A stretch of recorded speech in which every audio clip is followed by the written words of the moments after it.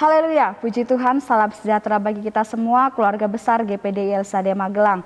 Kita bersyukur pada hari ini kembali kita bisa menikmati firman Tuhan. Dan langsung saja kita akan melihat kebenaran firman Tuhan pada hari ini yang terdapat di dalam Malayaki 1 ayat yang ke-11 dengan judul Korban Persembahan yang Benar. Kita buka Malayaki 1 ayatnya yang ke-11. Demikian firman Tuhan. Sebab dari terbitnya sampai kepada terbenamnya matahari, namaku besar di antara bangsa-bangsa, dan di setiap tempat dibakar dan dipersembahkan korban bagi namaku, dan juga korban sajian yang tahir, sebab namaku besar di antara bangsa-bangsa, firman Tuhan semesta alam. Puji Tuhan, Bapak Ibu, di dalam kebenaran firman Tuhan hari ini, mulai dari ayat yang ke-6 sampai ayat yang ke-14, di sini adalah kalimat-kalimat atau pesan-pesan teguran yang disampaikan Malayaki kepada bangsa Israel dan juga imamnya pada saat itu. Kalau di dalam ayat 2 sampai ayat yang ke-5, di situ adalah pesan juga yang disampaikan oleh Malayaki dari Tuhan, di mana berisikan tentang kasih Allah bagi umat Israel. Allah mengasihi umat Israel. Tetapi justru dari ayat yang ke-6 sampai ayat yang ke-14, pesan yang disampaikan oleh Malayaki adalah justru teguran-teguran. Jika kita melihat dalam kebenaran firman Tuhan ini berbicara tentang pencemaran korban-korban. Dan jika kita melihat dalam kebenaran firman Tuhan, ada begitu banyak nabi-nabi yang sudah menyampaikan teguran-teguran ya bagi umat Israel. Dan semuanya ditujukan kepada umat Israel. Banyak ditujukan kepada umat Israel. Tapi dalam kebenaran firman Tuhan hari ini kita akan belajar bahwa setiap teguran tidak hanya juga ditujukan kepada jemaat, tidak hanya ditujukan kepada bangsa Israel saja, tetapi kepada para hamba-hamba Tuhan pun ada teguran-teguran yang disampaikan. Dan seperti yang kita lihat dalam ayat yang ke-6 sampai 14 ini adalah teguran-teguran yang disampaikan untuk imam-imam bangsa Israel pada saat itu. Dan jika kita hubungkan dengan saat-saat ini adalah kepada hamba-hamba Tuhan yang melayani. Dan tentunya tujuan dari teguran-teguran bagi setiap hamba-hamba Tuhan dan bagi imam-imam Israel pada saat itu adalah supaya setiap hamba-hamba Tuhan, setiap imam-imam pada masa lampau melayani Tuhan dengan sungguh-sungguh. Tetapi walaupun firman Tuhan ini menuju atau merujuk kepada hamba-hamba Tuhan atau imam-imam pada zaman Israel, tetapi kita pun sebagai umat-umat Tuhan ada perlunya juga pentingnya belajar tentang kebenaran firman Tuhan ini. Firman Tuhan ini juga tertuju kepada kita untuk supaya bagaimana kehidupan kita semakin berkenan di hadapan Tuhan, semakin sesuai dengan kebenaran firman Tuhan. Nah, puji Tuhan Bapak Ibu saudara-saudari yang diberkati oleh Tuhan. Dalam pelajaran firman Tuhan hari ini kita akan melihat dari kebenaran firman Tuhan yang sudah kita baca. Pelajaran apa yang bisa kita dapatkan dari teguran-teguran yang disampaikan Malayaki kepada para imam ini. Kita melihat satu hal yang sangat penting, yaitu adalah persembahkan korban yang benar kepada Tuhan. Persembahkan korban yang benar kepada Tuhan. Jika kita melihat dalam ayat yang ke-7, di sana dikatakan bahwa yang dipersembahkan kepada Tuhan itu adalah roti cemar. Dan di dalam ayat yang ke-8 di sana dikatakan disebutkan persembahan yang lain, yaitu binatang yang buta, timpang, sakit. Dan di dalam ayat yang ke-13 kembali di sana disebutkan bahwa persembahan yang mereka berikan adalah binatang yang dirampas, ya, timpang dan juga sakit. Inilah persembahan-persembahan korban-korban yang dibawa oleh bangsa Israel, kemudian diterima oleh imam-imam Tuhan, dan saat itu dibawa ke dalam bait suci, kemudian dipersembahkan kepada Tuhan. Kemudian di dalam ayat yang ke-14 lagi di sana dikatakan bahwa ada orang yang bernazar akan memberikan binatang jantan, tetapi malah memberikan binatang yang cacat. Tetapi ketika itu dibawa ke imam itu menerima dan dipersembahkan kepada Tuhan. Tentunya semua persembahan ini adalah persembahan yang tidak benar di hadapan Allah. Persembahan yang tidak baik, keadaannya tidak baik. Betapa jahatnya perbuatan para imam pada saat itu. Bagaimana mereka menerima persembahan-persembahan dari umat-umat Israel, Mereka tahu itu persembahan yang tidak baik, timpang. Ya, binatang-binatang yang diberikan itu timpang, sakit, cacat, tapi tetap diterima dan mereka persembahkan kepada Tuhan. Dari sini kita belajar Bapak Ibu bahwa kehidupan kita harus selalu mempersembahkan korban yang benar kepada Tuhan, korban yang terbaik kepada Tuhan. Ini peringatan bagi kita semua. Korban persembahan kita kepada Tuhan harus benar, harus yang terbaik. Mengapa? Yang pertama, karena itulah isi firman Tuhan. Itulah isi juga yang terdapat di dalam hukum Taurat umat Israel pada saat itu. Kita melihat di dalam Keluaran 12 ayatnya yang kelima. Keluaran 12 ayat yang kelima. Di sana firman Tuhan berkata, anak dombamu itu harus jantan, tidak bercela, berumur setahun. Kamu boleh ambil domba atau kambing.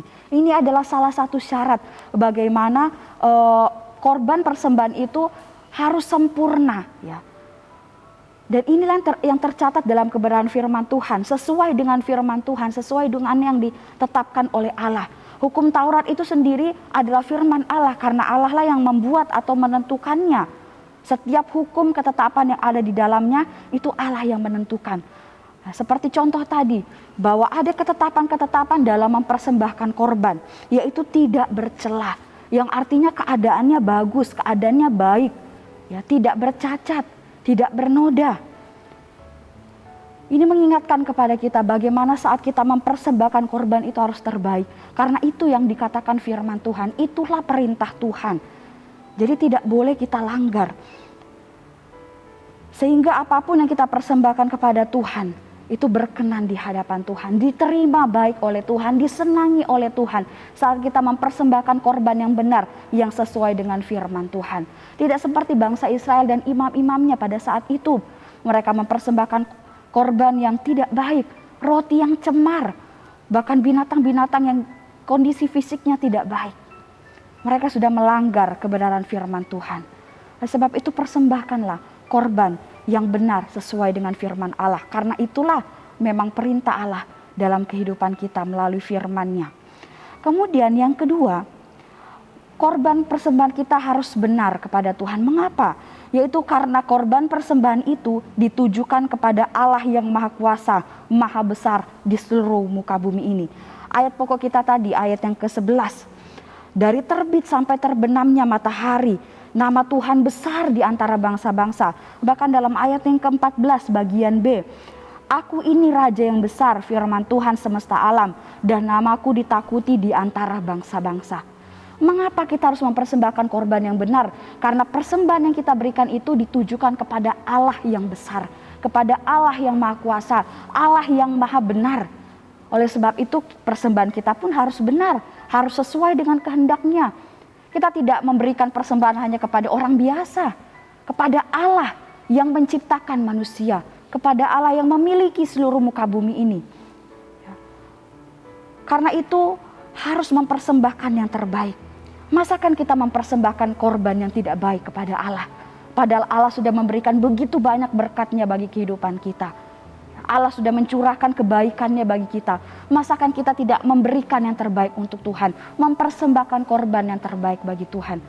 Padahal Tuhan sudah melakukan segala sesuatu yang terbaik bagi kehidupan kita. Oleh sebab itu kita harus menyadari bahwa Allah yang kita sembah itu adalah Allah yang Maha Besar.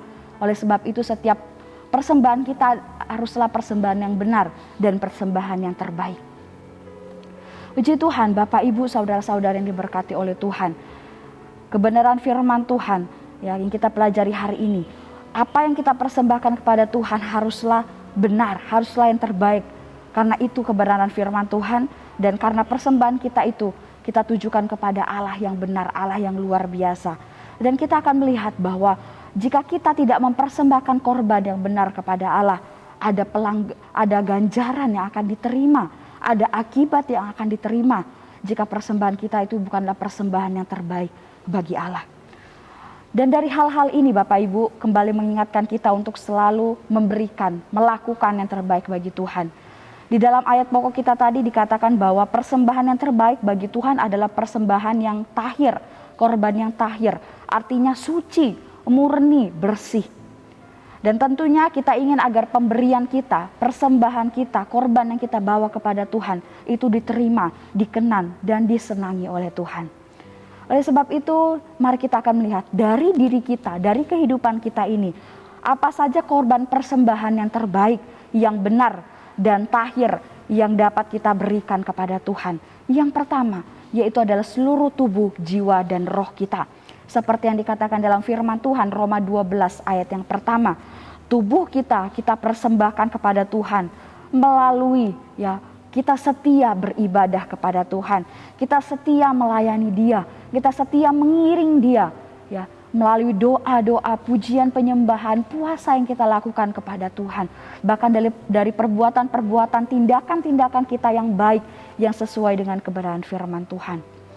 Kemudian dalam Roma 12 ayat yang ke-11, di sana dikatakan, roh kita kiranya selalu menyala-nyala untuk melayani Tuhan.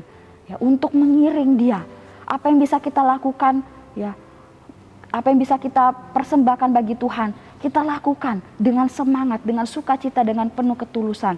Itu adalah persembahan kita yang terbaik, yang benar bagi Tuhan. Kemudian selain mempersembahkan tubuh, jiwa, dan roh kita, apalagi korban persembahan yang terbaik dan yang benar yang bisa kita berikan kepada Tuhan, yaitu adalah ucapan syukur kita. 1 Tesalonika 5 ayat 18, mengucap syukurlah dalam segala hal. Dalam segala hal, dalam segala keadaan, dimanapun dan kapanpun kita berada, haruslah kita selalu hidup di dalam ucapan syukur kepada Allah. Karena sudah begitu banyak kebaikan, pertolongan yang sudah Allah nyatakan dalam kehidupan kita. Oleh sebab itu kita mempersembahkan korban yang benar di hadapan Tuhan, yaitu dengan ucapan syukur kita. Kemudian yang terakhir, yaitu adalah pujian dan penyembahan kita.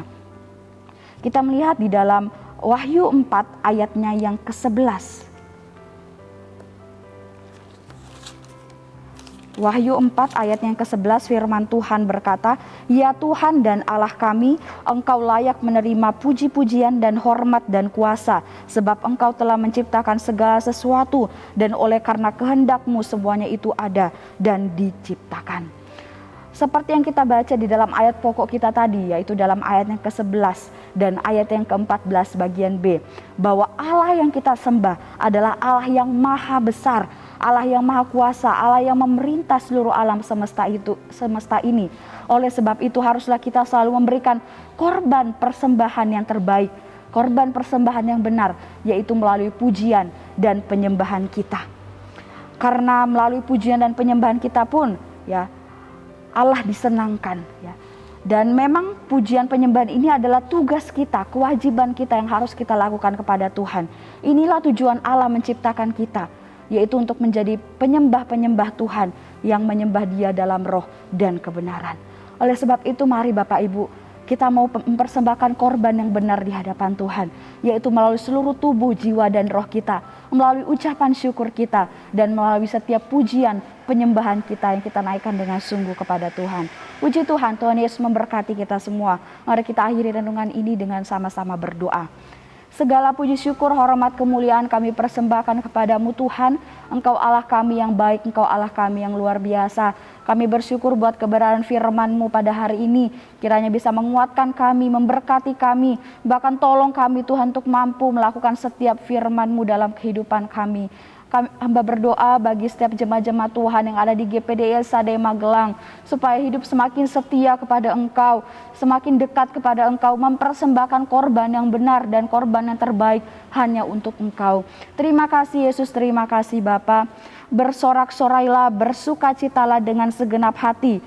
Tuhan Allah ada di antara keluarga besar GPDI Sadai Magelang sebagai pahlawan yang memberi kemenangan. Kami aminkan kebenaran firman-Mu ini dalam setiap kehidupan kami Tuhan. Terima kasih Yesus, kami terima kebenaran firman-Mu dengan penuh sukacita di dalam nama Tuhan Yesus Kristus. Haleluya. Amin.